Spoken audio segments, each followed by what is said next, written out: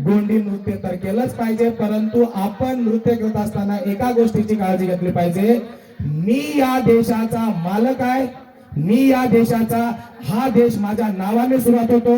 आमची संस्कृती सिंधू संस्कृती पासून सुरुवात होते, जी सिंधू संस्कृती या देशामध्ये 5000 वर्षाची आहे. आमचा इतिहास खूप जुना आहे, परंतु आम्हाला मात्र आजच्या स्थितीमध्ये कुठंतरी गुलाम करून ठेवलेला आहे.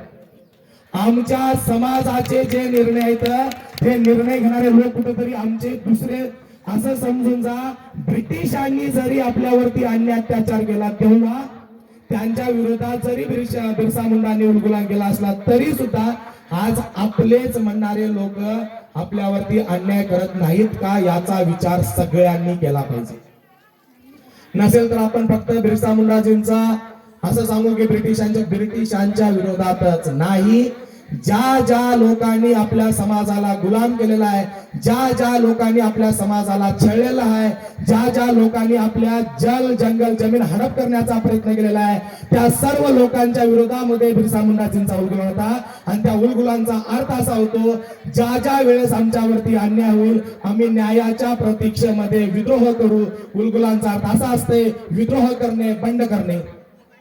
1857चा जो उठाव झाला होता, त्या 1857च्या उठावामध्ये सर्व राजे आपले आपले संस्थान सांभाळण्याचा प्रयत्न करत होते. त्यानंतर बिरसा मुंडाजींचा जन्म झालेला 15 नोव्हेंबर 1875 आणि 9 जून 1900 साली बिरसा मुंडाजींचा मृत्यू झालेला आहे. वया 75 पासून 1900 फक्त 25 वर्ष होतात. यामध्ये वयाच्या 19व्या वर्षापासून 20व्या वर्षापासून बिरसा मुंडांनी आपणाला संघटित करण्याचा प्रयत्न केलेला आहे.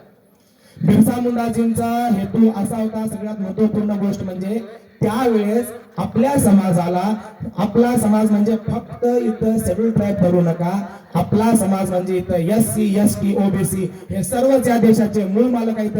परंतु हेच लोक आज देशाचे, तेव्हा देशाचे मूळ मालक होते, आज मात्र हे देशाचे दुय्यम नागरिकत्व भोगत आहेत, या देशाचे कुठेतरी गुलाम म्हणून काम करत आहेत. आमचे निर्णय आता आम्ही घेत नाही आहे, आमचे निर्णय आमच्यावरती लादले जात आहेत. आमचे निर्णय घेण्यासाठी आमचा समाजाचा व्यक्ती नाही आहे, दुसराच कुठला तरी व्यक्ती आमच्या समाजाबद्दल निर्णय घेत आहे. त्यामुळे बिरसा मुंडांनी शिक्षणाच्या माध्यमातून संघटित करण्याचा प्रयत्न केला.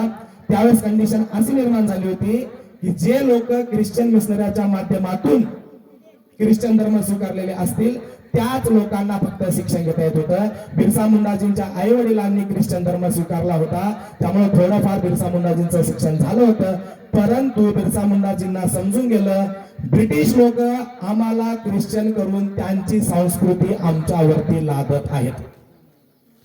ज्या वेळेस बिरसा मुंडाजींना कळालं की आमची संस्कृती संपवण्याचा प्रयत्न करता येतं आणि ब्रिटिशांची संस्कृती आमच्यावरती लादण्याचा प्रयत्न करता येतं, त्यावेळेस बिरसा मुंडाजींनी ख्रिश्चन धर्माचा त्याग केला आणि स्वतःचा विचार करा. साधा सोपा गोष्ट आहे, स्वतःचा. ज्या वेळेस आपल्याला अजून सुद्धा वयाचे 25 वर्ष आपल्या पुढे युवक आहेत, त्यांना समजत नाहीये आपण जगायचं कसं.